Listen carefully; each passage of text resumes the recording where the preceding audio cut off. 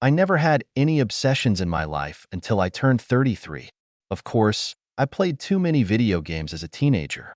Of course, in high school I was absorbed in football, and not only during the football season. Of course, I hung out too much in college. But I never felt like I wasn't in control of the situation. At the age of 33, I was, in fact, happily married to Marie, childless, and led a mostly normal middle-class life in the suburbs of a big city, with an acceptable mortgage on our two-story, four-bedroom house, a decent job, and mostly good friends and relatives. Marie and I suited each other in many ways. If any type turned me on, it was her. My height is 190 centimeters, weight is 105 kilograms. She is 175 centimeters tall and weighs 70 kilograms. For some reason, our house was a gathering place for friends and relatives. Perhaps because it is located on a beautiful site, far enough from the city to be quiet and affordable, but not so far away that there would be any problems getting there, especially since it is located next to the interstate highway. There are only two of the frequent visitors I need to describe Gail and Winston. Despite the fact that Marie is only 4 years older than Gail, presumably Gail is her niece. Marie has a living older brother and sister, as well as a much older brother who died in the armed forces, who was presumably Gail's father. No one ever talks specifically about this situation, but since Gail doesn't look much like Marie or her siblings, and I've never met Gail's mother, she's probably an adopted daughter. In any case, Gail is almost 30 centimeters shorter and 50 kilograms lighter than me, which is clearly not my type. Gail is definitely not a beauty, but she is the epitome of a cutie. I think the best way to describe it is this. The Da Vinci painting is beautiful and admirable, while the puppy is cute and can be cuddled. Given this analogy, Gail is the very definition of cute. In the 6 or 7 years that I've known her, Gail and I have always gotten along well. She's fun to tease, and she gives it her all. She knows how to get guys as well as any woman, but at the same time she is clearly feminine, with a good sense of humor. She is very athletic, can beat me at tennis, loves to play table football, and show herself to all the teenagers in our family. Gail is married to Winston. I never liked Winston. The only thing about him, in my opinion, is an attractive appearance. I think he's a pompous ass with no sense of humor, and for the life of me, I don't understand what Gail sees in him. Enough background, now about my hobby. Surprisingly, at the age of 33, I have never had close regular contact with a pregnant woman. I didn't even realize it until one evening. During a party at our house, Gail refused alcohol, joyfully declaring, "I'm pregnant." We all congratulated Gail enthusiastically, but insincerely, Winston. While Gail was cheerful, Winston seemed almost gloomy. Maybe it was an accident, and he hadn't gotten involved in it yet, I told myself, but since I didn't really care about Winston, I didn't think much about it at the time. We saw Gail at least once every 2 weeks, and the changes in her were easily noticeable and quite dramatic. She cautiously rejoiced at the fact that she never felt sick in the morning and felt as good as before, although she was much more tired.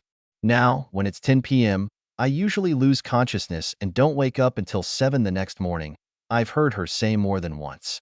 Around the 4th month of pregnancy, I began to look at Gail in a different way. When I was around her, my stomach started tingling, and I found myself looking at her more and more often, perhaps to the point where I was just staring. Around the 5th month of Gail's pregnancy, I no longer stared at her, I devoured her with my eyes. I thought about her several times a day, even at work, and dreamed about her at night. My dreams weren't just about talking to her, they were about using her. I had never had an obsession before, and it was becoming increasingly difficult for me to control myself in Gail's presence, as well as physical manifestations in the form of sweating, stuttering, and coughing. So I did something I had never done before. I went to a psychologist. I have a very good health plan at work, and my company even employs a respected psychologist, so I turned to Dr. Connie Albright. After 5 minutes of chatting, Connie got straight to the point. "So, how can I help you, Blake?" "What is it?" she asked, taking off her rimless glasses, crossing her legs and staring at me intently. "I am someone who, as I thought and hoped, is happily married. However, I was suddenly irresistibly attracted to my wife's niece, who is only 5 years younger than me and whom I have known for 6 or 7 years," I muttered, stuttering slightly trying to avoid eye contact. Have there been any recent changes in her, in you, or in your circumstances that led to this? Uh, well, she's pregnant. Now, I think it's 5 or 6 months. It seems that this is what changed my attitude towards her. Have you ever had close contact with a pregnant woman before? No. No. As far as I remember, no. I answered hesitantly, after thinking about it. Do you have younger brothers and sisters? Uh, yes. My brother is about 3 years younger than me. Did your mother breastfeed him? I found this question strange and was about to object, but then changed my mind. Yes, she did it. Then you have a pregnancy fetish or an obsession. Very often. In fact, more often than not. A man who was 3 to 6 years old when his mother breastfed his younger brother, especially his brother, has an increased desire to be near a pregnant woman, especially if you know and like this woman, she said as casually as possible, putting on glasses and crossing his legs again. What? That was my reasonable answer. Dr. Albright went on to report the results of 3 different studies, only one of which required her to look at a folder on a shelf in her office to provide detailed information confirming exactly what she had told me. I was glad that I wasn't a freak, but realizing that I wasn't abnormal didn't solve my problem. That's it. Good. What should I do about it? I swallowed. Well, as with any hobby, there are things you can do to help yourself. Not all of them are suitable for your situation, but I can advise you what to do and what to avoid, she continued. Connie then launched into a 15-minute speech in which she listed techniques that were mostly useless in my situation, given the fact that Gail was constantly around and I didn't have the opportunity to discuss the situation with my wife, relatives, or friends. The only thing she said was worth trying was to avoid one-on-one contact, think about all her flaws, and be more affectionate with my wife. She also recommended meditation and a cleansing ceremony, but it was too difficult for me. I just wish that if I hit someone with a tremor in my forearms during a football match, I could cope with it. This emotional problem was too much for me. So I really tried the next 2 times I saw Gail. And in between conversations with my wife, I tried Dr. Albright's methods of suppressing falling in love. The problem was that I couldn't avoid some situations with her alone without being obnoxious. I couldn't find any flaws in her, and my wife was more pleased with our normal level of interaction than the increased one. In fact, trying to find flaws in Gail, I realized how little she had and how much I liked her. The obsession disaster occurred one Friday evening when Gail was about 20 weeks pregnant, after more people than usual gathered at our house that evening and more alcohol was drunk, though not by me, but by Winston and Marie than usual. Winston has been acting like a jerk all evening, making snide comments about Gail, her pregnancy, and the pain of fatherhood. Gail pricked him a few times, but mostly ignored him. Gail looked better than ever that evening, but there was fatigue on her face, because that day she was exercising as intensely as the doctor allowed, and combined with the usual fatigue for pregnant women at night, she seemed to fall into lethargy. By midnight, Winston was in a terrible state and passed out on the couch in the living room. Marie went to bed early, and all the other guests left. Only Gail and I were left in the living room. Gail, do you want me to carry Winston to your car so you can take him home? I do not know what I will do with him when I bring him there, except to leave him in the car. Besides, I'm so tired.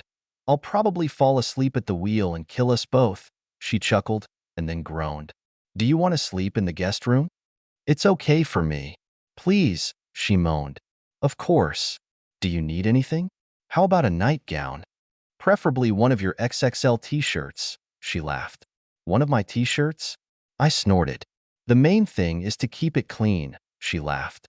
I gave Gail my favorite t-shirt, took off Winston's shoes and covered him with a sheet, even though it was warm outside, and looked in on Marie, who was snoring like a freight train. As I was clearing the table, barefoot Gail came up to me in my t-shirt, which reached to her knees, so that her small tummy was clearly visible. Thanks, big guy, she cooed, pulling my face to her and kissing me quickly on the lips. Don't bother me until 8 a.m., and I'm counting on a hearty breakfast, she giggled. As I continued cleaning, I tried my best to think about anything but Gail. I really wished she wasn't wearing my t-shirt, or that she hadn't kissed me. An hour later, I finished cleaning the party, took a shower, and checked on Marie again. She was sleeping even more soundly. When I was lying in bed next to Marie, complex, and often contradictory emotions were bubbling in my head. I was in high spirits, feeling guilty, and devastated at the same time. A few minutes later, I rolled off Marie. She started snoring again, and I passed out rather than fell asleep. Saturday morning, I woke up the first of 4 sleeping beauties. Winston was still unconscious on the couch. As soon as the coffee was brewed, Mary came downstairs, suffering from a hangover, but with a smile on her face. She couldn't wait to plant a kiss on my lips and run her hand down the fly of my jeans, and soon Gail followed, still in my t-shirt. "What are you doing here?" Marie grinned when she saw Gail. "I'm too tired to go home." Winston was unconscious, so Blake gave me one of his t-shirts to use as a nightgown, and I slept in your guest room, and Winston slept on the couch in your living room, Gail giggled. "Did you sleep well?" Marie asked her. "Very good," Gail snorted, and then gave me a look that I don't think Marie noticed. I busied myself making pancakes and scrambled eggs, trying my best not to make eye contact with either Gail or Marie. When I was ready to serve, Winston plopped down on a chair. When we finished eating, Marie tidied up. Winston went to the bathroom on the second floor to take a shower to finally wake up, and Gail quietly pushed me into the office, closed and locked the door. "You bastard," she growled, pushing me hard in the chest with her little hands. "I know what you did to me last night." "About what? What are you talking about? About what? You say?" I muttered. She pushed me again. "Don't play dumb, asshole. You used me last night when I was too tired to resist." "Listen, I began, but she interrupted me. "Besides, you've been staring at me for over a month now, and your mouth is watering every time I'm around you. You have a fetish for pregnant women, and you don't hide it." Then I realized that I was caught. I just sighed, and my shoulders slumped. And then, surprise, surprise, surprise. She grabbed my ear and growled. I was fine, and I was just pleasuring myself, until last night I had to have a good time. What do you mean?" I asked, not sure if I had really heard what I thought. "You're going to have to use me to keep me sane for the rest of the pregnancy. You'll show up at my house tomorrow at 9 a.m. while Winston is playing golf. If you don't, Marie and I are going to have a little chat after lunch." She chuckled, then let go of my ear, turned around and walked out the door. I was shocked or dumbfounded, whatever you want to call it. I kept thinking I'd misheard. When Gail and Winston left, I was still in a semi-conscious state, and Gail said loudly, "Do you remember, Blake? You offered to help me with the washing machine while Winston plays golf tomorrow." Then she turned to Marie and said, "I hope you don't mind borrowing him for a couple of hours. I really need his help." "No problem," Marie chuckled. "See you at 9, Gail said imperiously, and then got into the driver's seat of their car and drove away. "What about the washing machine?" Marie asked me playfully as we returned to the house. "I think she has a problem with the pipes," was my ambiguous answer, and as you know, Winston is worthless in solving plumbing problems. Marie nodded and walked ahead of me. I wiped the sweat from my forehead. When I arrived at Gail's on Sunday morning, there was no excuse, no verbal foreplay. She took my hand, silently led me to the guest room in her small house, and closed the door. She took off her nightgown, the only piece of clothing she was wearing, and stared at me the way a lioness looks at a gazelle. God, she looked amazing now. She wasn't just cute and wanted to be hugged, she was ravishingly beautiful and could be worshipped. As we lay in post-coital bliss, Gail pulled my face down to hers. "You've outdone yourself, big boy," she blurted out before planting a series of quick kisses on my lips. "You know, my pregnancy was perfect, except for the lack of attention from Winston. Now everything is just perfect. Unless it's hurting you." The last sentence was uttered with a devilish smile. I laughed. "You know perfectly well that you are making love 100%. I do not know what you were like when you were not pregnant, but if you were at least half as good then, you would still give me real satisfaction." She really liked it.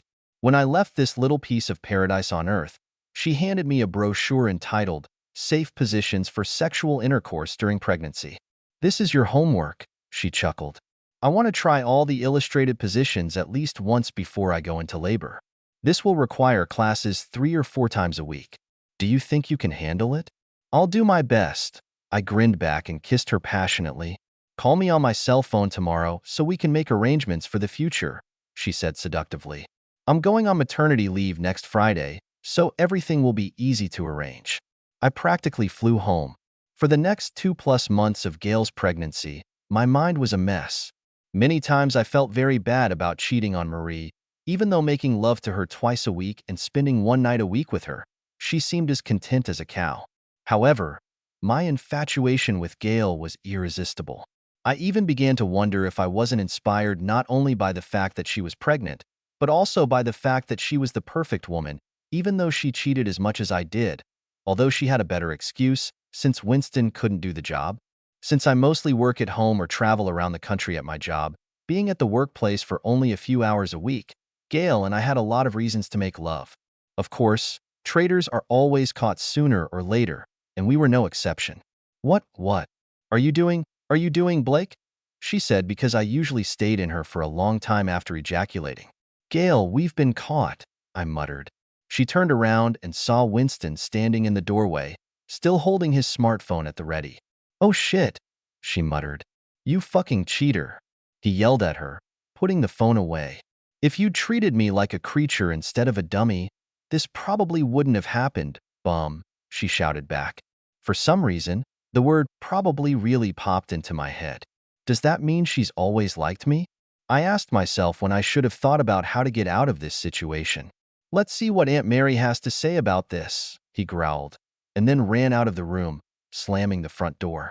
Gail looked surprisingly carefree as she pushed me onto the bed and then lay down next to me. Her nose was a few centimeters from mine. So, Blake, I guess we can hit the road now, she sighed. What are you going to do? After a pause, I replied, I don't know. I probably should have had a contingency plan, but I don't have one. I think it depends on Marie's reaction. You know, I could make you happier than Marie, even when I wasn't pregnant, she said carelessly with a big smile on her face. I'll tell you what, you can go talk to Marie, and then we'll discuss everything in order. When I left that day, Gail patted my cheek and said, if Marie throws you out, come back. Winston won't be back for a while, and when he does, I'll kick him out. I own this house personally, not jointly with him. This was news to me. We have a lot to talk about, she continued. She kissed me and went to take a shower. Traitors never expect to be caught, so I didn't have a plan for how to react to what Marie would say or do. I decided that I just needed to take my medicine and find out what she wanted. When I returned home, Marie was literally burning with anger. How long has this been going on, you bastard? She spat venomously. I answered quietly, since the night Winston and Gail stayed at our house. Her eyes lit up. You used me that night, you pervert, she screamed, and then slapped me in the face. She wanted to slap me again, but I grabbed her wrist, although I held her as gently as I could so as not to hurt her. Please don't hit me, Marie. You've been mistreated, but it won't help. I'm sorry that I hurt you. Obviously, I didn't want to do that. You just wanted to use a pregnant woman, and you probably didn't even think about me, she exclaimed. I'm really sorry, I muttered. I want you to get out of here. I can't look at you, she screamed, trying to hit me again. I'll do whatever you want, I replied. Let me get some clothes and my laptop. We can talk in a couple of days when you decide what you want to do. She went into the living room crying, while I packed my bag, took my laptop from the office and called Gail on her mobile. Do you really want me to stay the night with you? I asked Gail on the phone. No, I want you to stay here forever, she replied, somewhat surprising me. It was the first night Gail and I slept together all night long. The next night, Gail persuaded me to go to a natural childbirth class with her. Winston never went with her, and she didn't like being a demonstration mannequin. I was happy to go. All the other couples and the instructor noted how glad they were that Gail's husband was finally able to come, and we never corrected them. Everything went almost as I expected. Marie and I talked 2 days after she kicked me out, but it was clear that she wasn't going to forgive, and I couldn't blame her. If she had slept with someone else 40 or 50 times, I would have kicked her out too. Besides, after spending 2 nights with Gail, I had to admit to myself that I was more in love with her than with Marie. Marie filed for divorce on irreconcilable grounds, and not because of adultery, because I promised not to challenge this decision and to transfer to her 60% of our property and the right to sole residence in the house, while I still contributed to paying half of the taxes and mortgage until the house was sold after that. We will divide the proceeds in a ratio of 60-40 in her favor.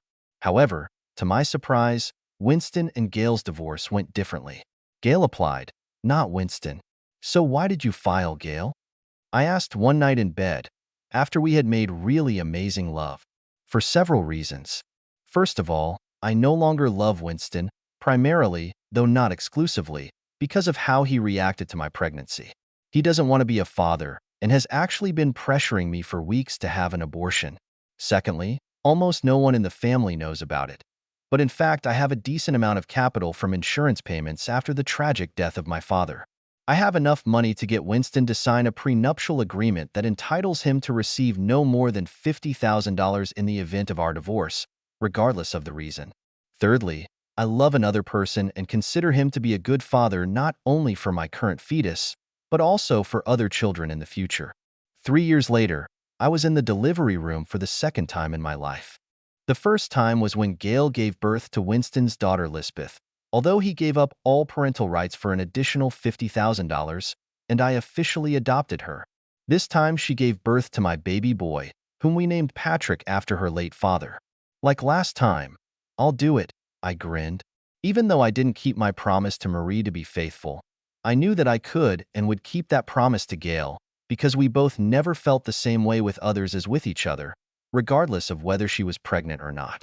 I admit, I'm glad that Marie seems to be happily remarried, and I even gave her my half of the house as a wedding gift. I do not know where Winston is, and I do not care. End.